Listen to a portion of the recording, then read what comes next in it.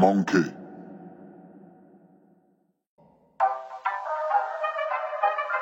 Salut à tous et à toutes les amis, j'espère que vous allez tous très bien. On se retrouve pour une nouvelle vidéo Mercato. Dans cette vidéo, on va parler de l'actualité de l'OM de ces derniers jours, très enflammée avec plusieurs officialisations. Et on va justement directement commencer en parlant d'une officialisation qui vient d'intervenir dans la soirée, celle de l'OM Pérez. Le joueur était fortement pressenti du côté du Fenerbahçe, sa signature n'était qu'une question de temps. C'est maintenant fait, il signe pour 3 ans en Turquie et quitte donc l'OM pour une somme avoisinant les 5 millions d'euros. Bon, au final, si on regarde sur le plan sportif, on perd un joueur quand même intéressant dans une défense à 3. Il aurait pu nous être utile pour de la rotation par exemple l'année prochaine. En plus de ça, c'est un prix qui n'est pas génial. Les 5 millions d'euros de gagnés se rapprochent fortement des 4,5 millions dépensés l'année dernière pour l'avoir justement. Je trouve donc que c'est pas une superbe nouvelle, même si attention, pour moi, il n'est pas non plus irremplaçable. En tout cas, bonne chance à lui, j'espère sincèrement que la suite de sa carrière sera bonne. Autre officialisation qui va intervenir normalement pour très bientôt, celle de Nuno Tavares. On la voyait pas vraiment venir puisque cette piste là avait été enterré, mais d'un côté personnel, je pensais vraiment qu'on allait au moins avoir le retour de son nom dans la presse, puisqu'il ne faut pas oublier l'échec d'Darko Lazovic à ce poste de piston gauche. En tout cas, comme nous le confirment The Mirror et Dario AS, un accord entre Arsenal et l'OM est intervenu 2 jours auparavant. On partirait sur un prêt sans option d'achat, le joueur s'est rendu à Marseille ce matin, il a terminé sa visite médicale et aurait même signé son contrat. C'est possible qu'au moment où vous regardez la vidéo, ce soit officiel. C'est un beau coup réalisé par l'OM en espérant que son potentiel,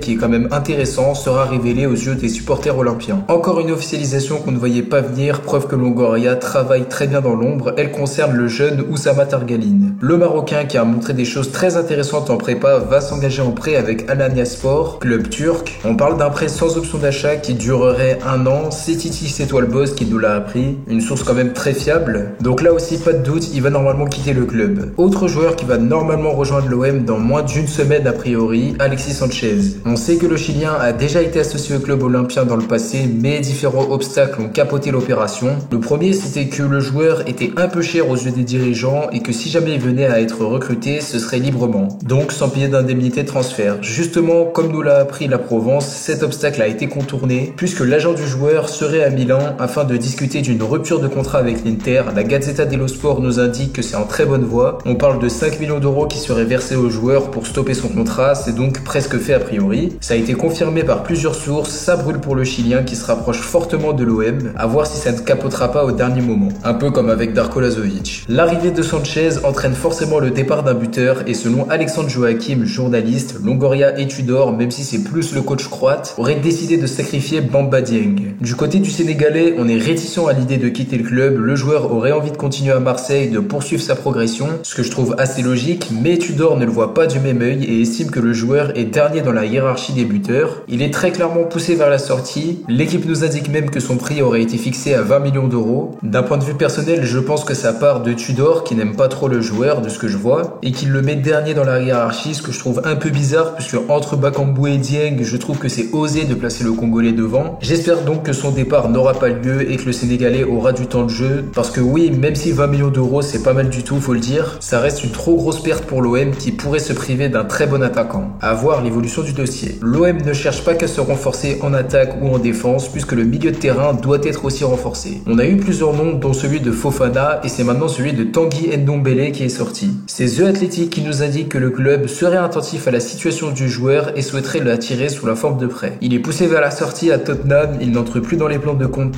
c'est donc une belle occasion à saisir même si comme nous l'indique la source, c'est une opération qui reste très compliquée pour l'OM. À voir tout de même l'évolution du dossier que je valide fortement et que je considère même comme déjà plus simple que celui de Fofana et peut-être même plus rentable. Autre joueur au poste de milieu de terrain que l'OM pisterait selon 90 minutes football, Glenn Kamara. Le Finlandais qui évolue au Glasgow Rangers serait sur la shortlist de l'OM qui s'intéresse à son profil comme beaucoup d'autres clubs. Son prix est estimé à 12 millions d'euros à peu près. C'est un joueur qui est intéressant, qui est international et qui a joué des compétitions comme l'Euro. Il s'est fait un nom en Écosse, il est un peu sous-coté je trouve, ça pourrait donc être intéressant même si perso je préfère un Ndombele. À voir l'évolution du dossier. Et donc voilà les amis, c'est déjà la fin de cette vidéo. N'hésitez pas à me dire s'il vous a plu dans l'espace commentaire. Donnez-moi votre avis sur les différentes pistes dont on a traité. N'hésitez pas à vous abonner, à partager la chaîne, à lâcher le like, ça me ferait très plaisir. On se retrouve très vite pour une prochaine vidéo. D'ici là, prenez soin de vous. C'était KLHOM. Ciao à tous.